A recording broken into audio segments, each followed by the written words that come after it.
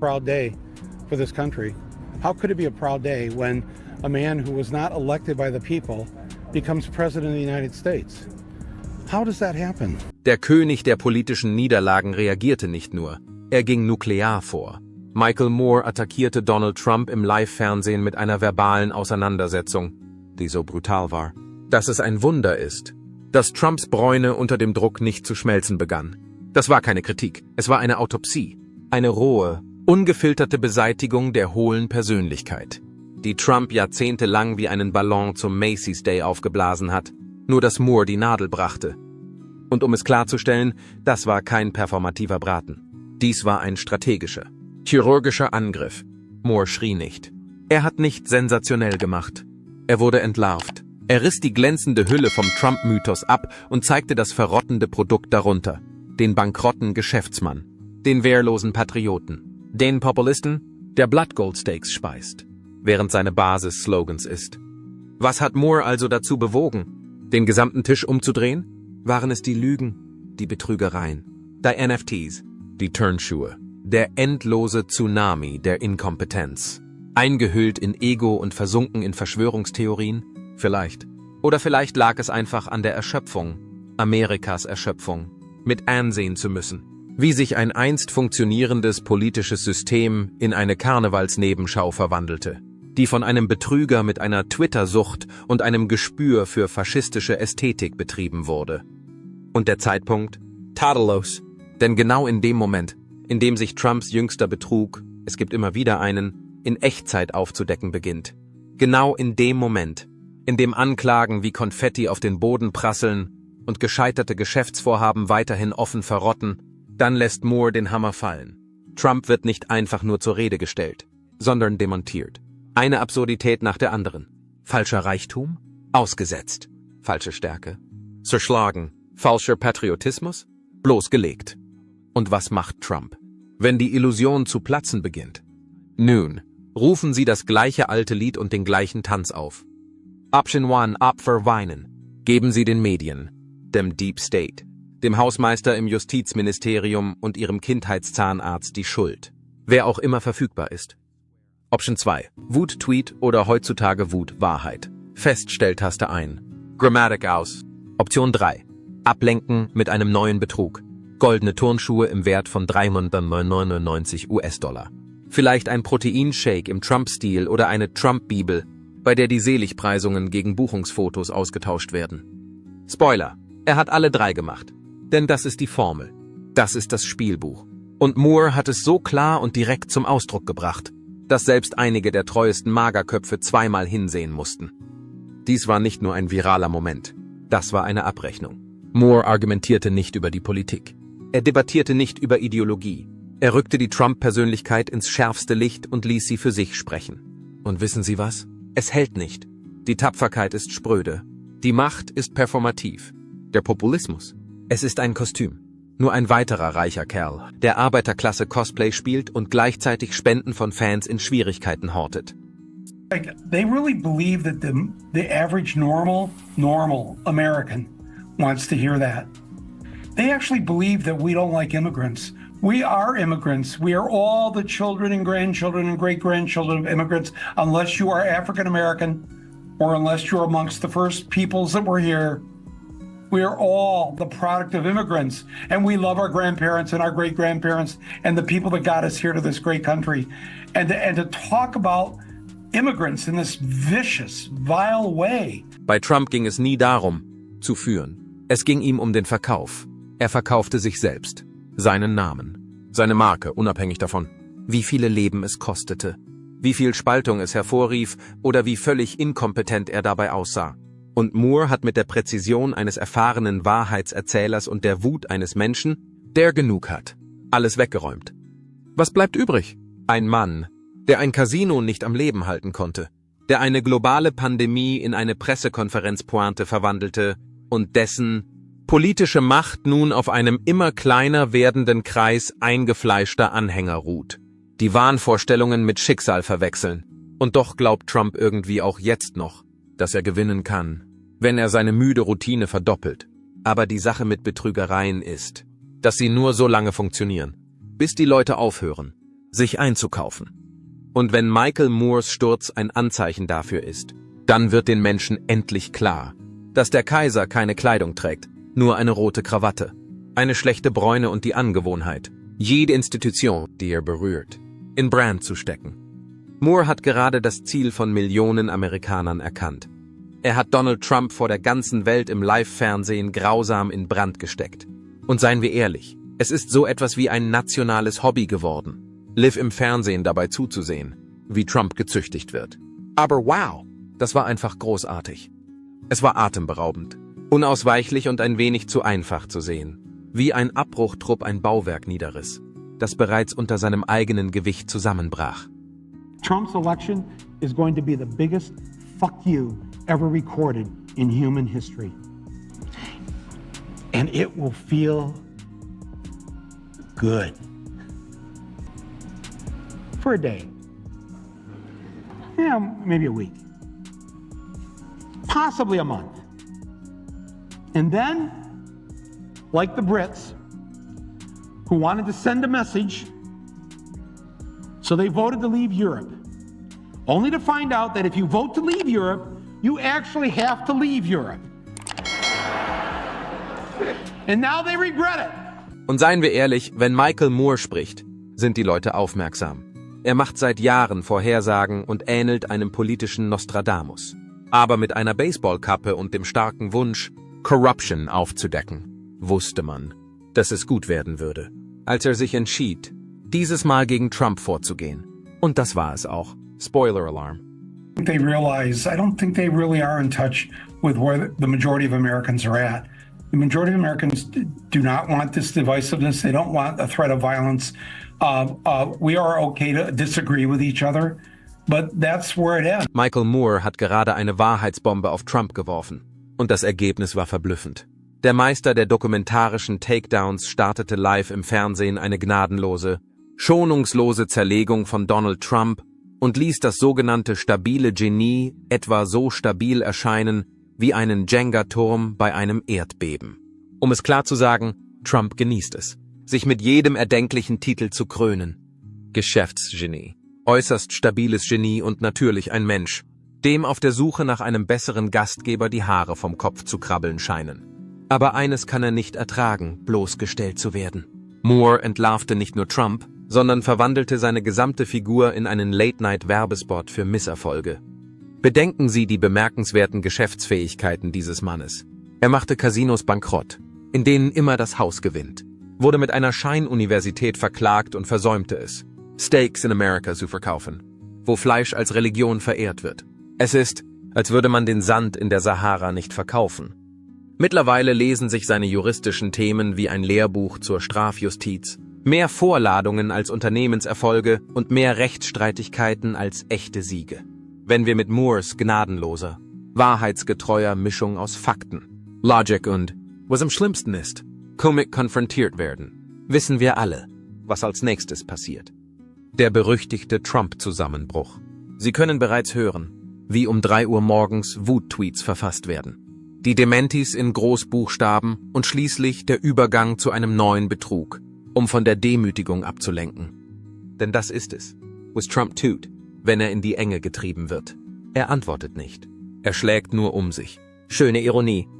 Dieser selbsternannte starke Kerl bricht schneller zusammen als ein abgestandener Keks.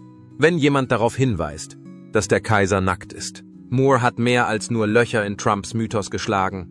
Er fuhr mit einem Mack-Truck hindurch und enthüllte das schwache Ego, das unter der Tapferkeit verborgen lag.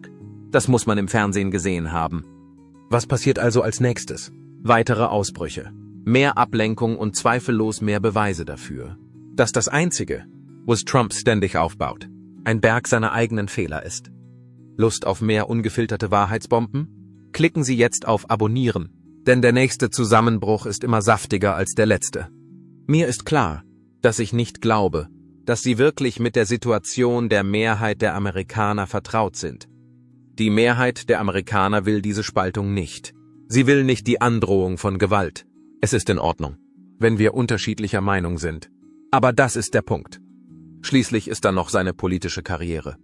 Eine andauernde Fahrzeugkatastrophe in Zeitlupe, die immer schlimmer zu werden scheint. Man könnte meinen, dass er, nachdem er eine Wahl verloren hatte, zweimal angeklagt wurde und im Kapitol eine der chaotischsten und demütigendsten Szenen in der modernen amerikanischen Geschichte auslöste, die Botschaft verstehen und in politische Vergessenheit geraten würde. Doch dazu bräuchte es leider ein Maß an Selbstbewusstsein, das Donald J. Trump nicht besitzt. Hinweise anzunehmen ist nicht seine Art. Wenn überhaupt, je mehr Amerika ihm sagt, dass er genug hat, desto mehr glaubt er, dass das Land ihn stillschweigend zur Rückkehr anfleht. Dass Trump einen Hinweis fallen lässt, ist vergleichbar damit, dass seine glühendsten Fans eine echte, wahre und unvoreingenommene Geschichtsstunde absolvieren. Es passiert einfach nicht. Denn warum sollte man sich mit der Realität auseinandersetzen, wenn man die Geschichte in Echtzeit ändern kann? I also think that Donald Trump is a big believer in capitalism and free enterprise and the sort of thing that's driven us into the ground, this belief that you could just do whatever you want and it doesn't matter who gets hurt by it. And I don't really see him changing, but I think he knows he's been on TV. You know, I mean, he's a performance artist. He knows what to say and he knows how to make this appeal. You think it's BS? I think it's, well, please, I don't use that kind of language.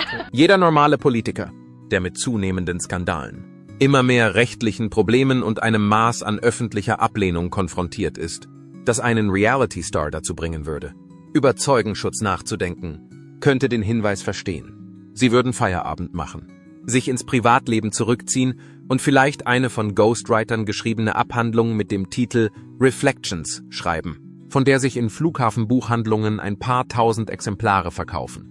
Sie verdienten Geld mit bezahlten Reden, spielten schweigend Golf und verschwanden mit einem Funken Würde in der Vergessenheit. Aber Donald Trump macht es nicht normal. Er tut auch keine Würde oder Selbstbeobachtung oder Konsequenzen. Anstatt einen Schritt zurückzutreten, beugt er sich vor. Er entfernt sich nicht vom Feuer, er gießt Benzin darauf, zündet ein Streichholz an und fordert Applaus, während der Raum abbrennt. Wenn er mit einem Scheitern konfrontiert wird, rechnet er nicht damit. Er schreibt es um. Er baut eine völlig neue Fantasierealität auf, in der er nicht nur unschuldig ist, nicht nur missverstanden wird, sondern der am meisten verfolgte Mann in der amerikanischen Geschichte. Vergessen Sie Washington. Vergessen Sie Lincoln.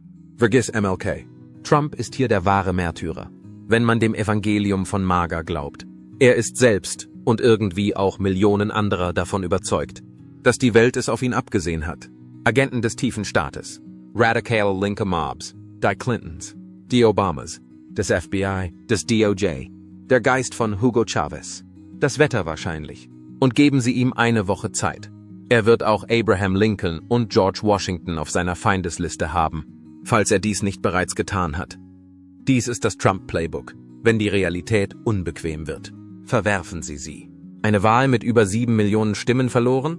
Offensichtlich manipuliert. Ganz zu schweigen von den Dutzenden gescheiterten Gerichtsverfahren, den Audits und den Nachzählungen. Fakten spielen im Trumpiversum keine Rolle. Wurde ein Amtsenthebungsverfahren eingeleitet? Zweimal? Das ist nur ein Beweis dafür, wie recht er hat. Sind Sie mit genügend strafrechtlichen Anklagen konfrontiert, um sich als Franchise-Unternehmen zu qualifizieren? Das ist keine Gerechtigkeit. Das ist Verfolgung, ein Beweis dafür, wie bedrohlich er für das sogenannte Establishment ist. In Trumps Welt bedeutet Verantwortung, Unterdrückung, Verlieren wird manipuliert und die Realität ist nur ein weiterer Gegner, den es zu schlagen gilt. Und vergessen wir nicht die rechtlichen Probleme. Oh, das Buffet voller schlechter Entscheidungen. Strafanzeigen stapeln sich wie unbezahlte Barkassen in einem Trump-Casino. Zivilklagen häufen sich schneller als zerbrochene Trump-Steaks. Laufende Ermittlungen, die Watergate wie einen Strafzettel aussehen lassen. Die meisten Menschen wären beschämt. Die meisten Leute würden den Anwalt einschalten und den Mund halten. Aber Trump? Er hält Pressekonferenzen vor dem Gerichtsgebäude ab, als wäre es Celebrity Apprentice Indictment Edition. Er hat Fahndungsfotos in Merch verwandelt, Gerichtstermine in Wahlkampfstopps. Jede Vorladung ist ein Verkaufsargument. Jede Anklage ist eine Spendensammlung. Seine gesamte politische Strategie basiert nun darauf, rechtliche Gefahren in politischen Treibstoff umzuwandeln. Er hat das Verlieren in Branding verwandelt, Scheitern in Gewinn. Er hat das Märtyrertum zu Geld gemacht. Das ist der Grift. Das ist das Geniale daran. Er hat die Lawine der Schande, die seine Karriere beenden sollte, aufgegriffen und in eine Underdog-Erzählung umgepackt, die so fesselnd ist, dass seine Basis nicht nur verzeiht, sondern auch investiert. Sie spenden, sie sammeln sich. Sie plappern die Gesprächsthemen nach wie ein Evangelium. Sie werden ihre letzten $20 an einen vermeintlichen Milliardär schicken, der ihnen Fantasien verkauft und gleichzeitig seine eigenen Anwälte vollstopft. Und hier ist die Wahrheit, die tiefe, unbequeme Wahrheit im Kern all dessen. Trumps größte Angst ist nicht das Gefängnis. Es ist kein Bankrott. Es ist nicht einmal wieder eine Niederlage. Es ist irrelevant. Der Tag, an dem die Kameras aufhören zu blinken, die Menge aufhört zu singen und die Medien aufhören zu berichten, das ist der Todesstoß für Donald Trump. Denn seine gesamte Persönlichkeit, seine gesamte Existenz basiert auf Aufmerksamkeit, im Beobachtetwerden, in dem über sie gesprochen, gefürchtet, gelobt und gehasst wird, aber niemals ignoriert wird. Solange er also das Chaos weiter verbreiten kann, solange er jeden Misserfolg als Verfolgung und jede Anklage als Revolution umgestalten kann, wird er niemals stillschweigend vorgehen. Er wird diesen Zirkus hinauszögern, bis das Zelt zusammenbricht und die Elefanten eine einstweilige Verfügung beantragen. Weil es in der Show nicht um Amerika geht. Das war es nie. Es geht um ihn. War schon immer so. Und es endet nur, wenn das Publikum endlich aufsteht, hinausgeht und aufhört, Karten für einen Betrüger zu kaufen, der nie wusste, wann der Auftritt zu Ende war. Es liegt nicht daran, dass dieses Zugunglück noch lange nicht vorbei ist. He knows something. He knows how to manipulate a dumbed-down population whose schools have been wrecked, whose media is just insipid and stupid and doesn't give people the facts about what's going on. So the public is easily manipulated by somebody like him. Those who vote for him. He had record turnouts. He has the largest rallies. He supports a 21st century version of fascism, of marrying the state and capital together to benefit the few at the expense of the many, and in the process. Er widersetzt sich der Schwerkraft, der Logik, der Ethik, dem Anstand und den Grundregeln der Realität.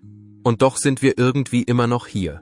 Wir starren auf einen weiteren Trump-Medienzyklus und beobachten einen Mann, der zweimal die Volksabstimmung verlor, 6-mal Insolvenz anmeldete und Golf, eine Sportart, die vor allem von Rentnern betrieben wird, wie ein Ganzkörper-Crossfit-Training aussehen ließ, der immer noch die unerschütterliche Loyalität von Millionen genießt. Dies ist keine politische Bewegung. Es ist eine Massenhalluzination mit Merch. Wir haben ein so hohes Maß an Absurdität erreicht, dass eine eigene Sauerstoffmaske erforderlich ist. Trump könnte jemanden auf der Fifth Avenue erschießen, und seine Basis würde ihn nicht nur verteidigen, sie würden sagen, die Kugel sei von Hunter Biden in einer CIA-Psy-Operation abgefeuert worden, die durch den Keller einer Pizzeria koordiniert wurde.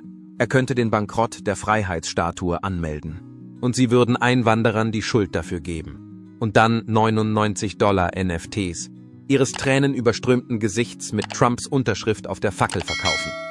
Das ist keine Politik mehr.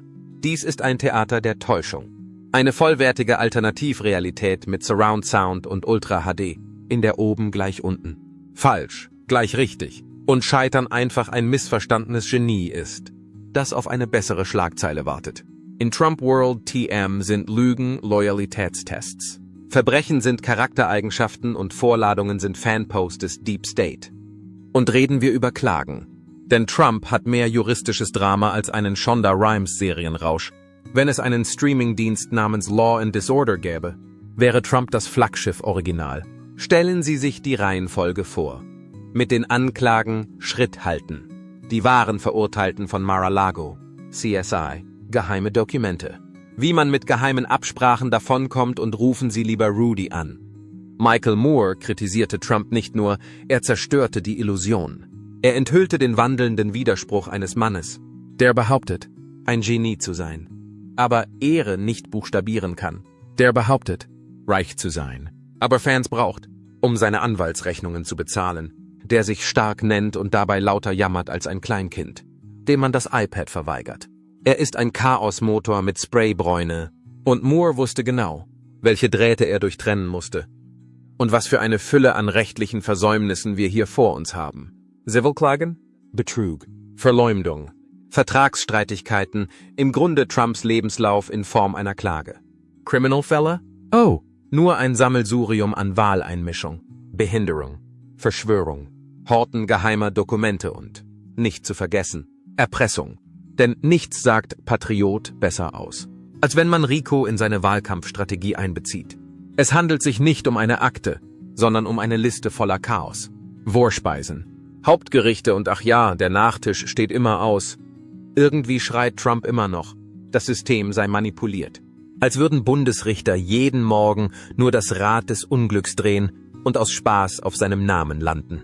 Aber hier ist ein kalter Fünkchen Wahrheit, wenn man 5 Jahrzehnte damit verbringt, Auftragnehmern das Handwerk zu legen, Geld über Briefkastenfirmen zu waschen, Geschäftsunterlagen zu fälschen und Gesetze wie vage Vorschläge zu behandeln, kommen die Vorschläge irgendwann mit dem Briefkopf des Bundes an. Die Ironie könnte einen kleinen Planeten zerstören. Dieser selbsternannte Gewinner hat mehr Klagen, mehr Glaubwürdigkeit, mehr Stimmen und mehr Berater verloren, als die meisten Menschen ein paar Socken haben. Er ist 2-maliger Verlierer der Volksabstimmung, 6-maliger Pleitekünstler und ein Weltklasse-Golfbetrüger, der das Schwingen eines Schlägers irgendwie wie eine Hamlet-Aufführung im Windkanal aussehen lässt. Er ist der umgekehrte Midas unserer Zeit. Alles, was er berührt, wird zu einem Rechtsstreit, einem Skandal oder einem schrecklichen Hut. Seine Kunst des Deals? Eher wie die Kunst des Plädoyers. Und doch geht das Spektakel weiter. Denn für Trump ging es in der Politik nie um Regierungsführung.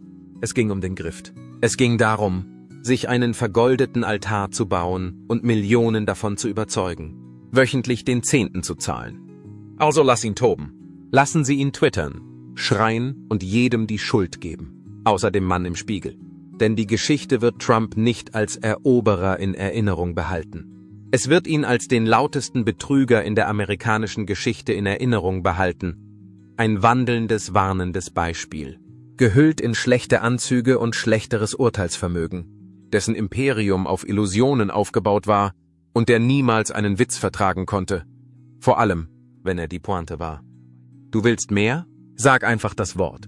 Wir haben Trump-Wodka noch nicht einmal angerührt. Because this president-elect doesn't seem engaged at all. He's more engaged with tweeting about Alec Baldwin on SNL. Yeah. 5 hours after the show finishes at 1 a.m. By 6 a.m., he's not funny, sad, not watchable. And it's like, you've got time for that? And you haven't taken one of the national security briefings? You've taken only 3 of them in this first month? Yeah. Donald Trumps größte moderne Errungenschaft? Menschen davon zu überzeugen, Hunderte von Dollar für abscheuliche goldene Turnschuhe mit seinem Namen auszugeben. Denn nichts schreit so sehr nach Mann des Volkes, wie der Verkauf von Courvoisier-Qualitätsschuhen an die eigene Basis Schuhe, die aussehen, als wären sie von jemandem entworfen worden. Dessen gesamte Persönlichkeit lautet: Ich habe einmal einen Spielautomaten in Vegas gesehen und bin nie darüber hinweggekommen. Diese Turnschuhe sind nicht in Mode. Sie sind eine Lifestyle-Wahl für diejenigen, die glauben, dass eine Red Lobster-Geschenkkarte als Generationenreichtum gilt. Aber hey, zumindest passen sie gut zu ihren Trump-Steaks inzwischen nicht mehr. Ihrem Trump-University-Abschluss, nicht akkreditiert und gerichtlich zur Rückerstattung verurteilt, ihrem Trump-Wodka, eingestellt, und ihren kilometerhohen Träumen vom inzwischen nicht mehr existierenden Trump-Shuttle.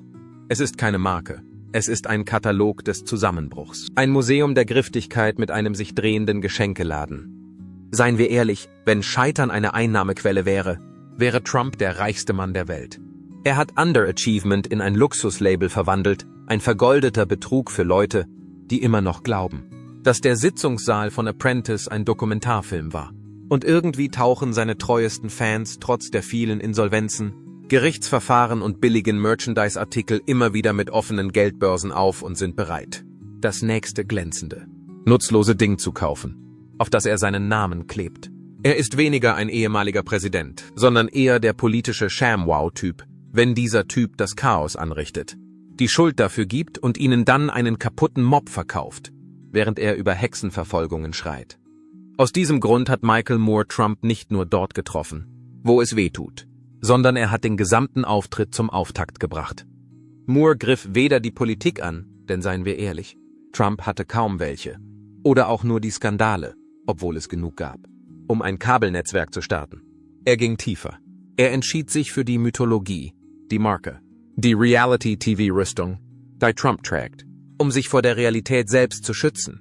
Moore hat alles aufgedeckt, den falschen Auftritt als harter Kerl, die Routine als Milliardär, die endlose Parade überteuerter Hüte, NFTs in limitierter Auflage und Merchandise-Artikel mit Fahndungsfotos, die neben den Beanie Babies ihrer Oma zum Verkauf stehen. Und das schmerzt. Moore war nicht nur anderer Meinung als Trump. Er verspottete ihn. Und für jemanden wie Trump ist es erträglich, herausgefordert zu werden. Verspottet werden? Das ist psychologische Kriegsführung. Man kann keinen Personenkult aufbauen, wenn die Leute über den Sektenführer lachen. Moore machte es den Menschen sicher und befreiend zu lachen. Und sobald das Lachen beginnt, bricht die Illusion zusammen. Denn tief im Inneren sieht es jetzt jeder. Trump ist kein Kaiser. Er ist ein Verkäufer ohne Inventar. Eine Legende in seinem Kopf, der immer noch versucht, die Welt davon zu überzeugen, dass er gewinnt und das alles, während sich seine Anwaltskosten häufen, seine Verbündeten sich zurückziehen und sein Publikum älter, wütender und kleiner wird. Also ja, der Streit geht weiter, aber die Pointe ist angekommen. Und dank Leuten wie Moore geht der Witz nicht mehr nur auf uns zu, sondern auf den Mann, der sein ganzes Leben damit verbracht hat, von vornherein zu vermeiden, der Witz zu sein. Donald Trump outsmarted us all. And then there's a little throw up in everyone's mouth at that moment. That's a good bit. Hier liegt die schöne Ironie von Donald Trump. Er kann Skandalen ausweichen, Anklagen in Gesprächsthemen verwandeln und Wahlverluste neu verpacken wie ein QVC-Pitcher, der Selbstmitleid verkauft. Aber das Einzige, mit dem er nicht umgehen kann, der wahre Kryptonit auf seinem Pappthron, ist, ausgelacht zu werden. Und Michael Moore? Er lachte nicht nur.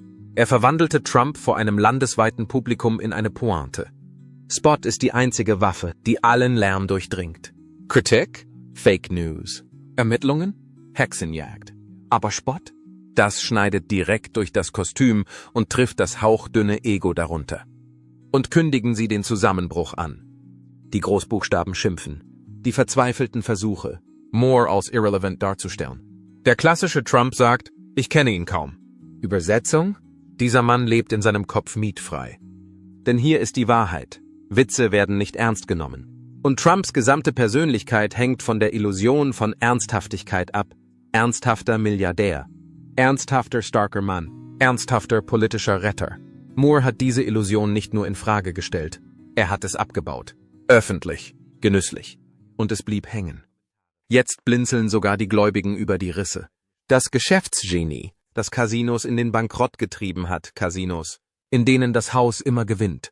Der Steakverkäufer, der in einem Land, in dem die Leute Rindfleisch zum Frühstück essen, ein Flop war. Der selbsternannte Dealmaker, der zweimal die Volksabstimmung verloren hat, zweimal angeklagt wurde und jetzt Fahndungsfoto-Merchandise verkauft wie ein heruntergekommener Reality-Star auf Abverkauf. Und wer hat das kommen sehen? Michael Moore hat es getan. Denn letztlich war Trump nie ein Titan. Er war ein Betrüger, eine aufgeblähte Charakterskizze des Erfolgs, die so lange vorgetragen wurde, dass die Leute vergaßen, die Quittungen zu überprüfen. Ein Milliardär, der um Spenden bettelt. Ein Genie, das darauf reduziert ist, um 3 Uhr morgens Verschwörungsmemes zu retweeten. Ein Gewinner, der allergisch gegen Verluste ist und Angst davor hat, der Witz zu sein. Moore hat ihn nicht nur bloßgestellt, er hat etwas Schlimmeres getan. Er hat ihn gedemütigt. Und für einen Mann, der sein ganzes Leben auf dem Ego aufgebaut hat, ist das der einzige blaue Fleck, der niemals heilt. You live here in Ohio, you know what I'm talking about. Whether Trump means it or not is kind of irrelevant because he's saying the things to people who are hurting. And it's why every beaten down, nameless, forgotten working stiff who used to be part of what was called the middle class loves Trump. He is the human Molotov cocktail that they've been waiting for. The human hand grenade that they can legally throw into the system that stole their lives from them. Als nächstes wird Trump die Realität in Echtzeit umschreiben, wie er es immer tut. Da das Verlieren in Trumps Welt niemals seine Schuld ist. Er wird einen Weg finden, sich selbst zum Opfer zu machen und eine Reihe verrückter Social-Media-Beiträge veröffentlichen, in denen er den tiefen Staat oder eine fiktive Verschwörung für seine jüngste Demütigung beschuldigt. Schuld seien immer korrupte Richter, manipulierte Systeme oder hartnäckige Hasser verzweifelt daran glauben, dass er die gleiche Kraft ist wie früher. Also erwarten sie eine Kundgebung in irgendeiner abgelegenen Stadt. Aber hier ist das Problem. Hinter dieser negativen Schlagzeile für Trump steckt noch mehr. Das kann er nicht mit einem Schlagwort oder Slogan abtun. Moore war nicht nur kritisch gegenüber ihm, er hat das Einzige getan, was Trump unerträglich findet. Er machte den Eindruck, dass er schwach war. Struggling to get by, that much harder to get by. And what are they going to do? What are they going to do? And to alleviate their pain. Donald Trumps Imperium bestand nie aus Stahl und Gold, es bestand aus Rauch, Spiegeln und einem gemieteten Scheinwerfer. Von den Marmor-Lobby-Illusionen seines Immobiliens-Imperiums über die Schlagwort-Theatralik von The Apprentice bis zum 4-jährigen Fiebertraum seiner Präsidentschaft basierte alles auf einer einzigen, fragilen Lüge, dass er ein Gewinner war. Aber jetzt? Die Lichter sind an. Der Trick wurde enthüllt. Und die Menge, die einst jubelte, zeigt jetzt und lacht. Und für einen Mann wie Trump, dessen Selbstwertgefühl ausschließlich davon abhängt, gefürchtet. Beneidet und gehorcht zu werden, ist das schlimmer als zu verlieren. Das ist irrelevant. Er verliert nicht nur in Gerichtsverhandlungen und Umfragen. Er verliert das Einzige, wonach er sich immer gesehnt hat. Die Kontrolle über die Erzählung. Die Massen werden kleiner. Die Beschimpfungen werden recycelt. Selbst seine eingefleischtesten Fans scheinen die Predigt zu oft gehört zu haben.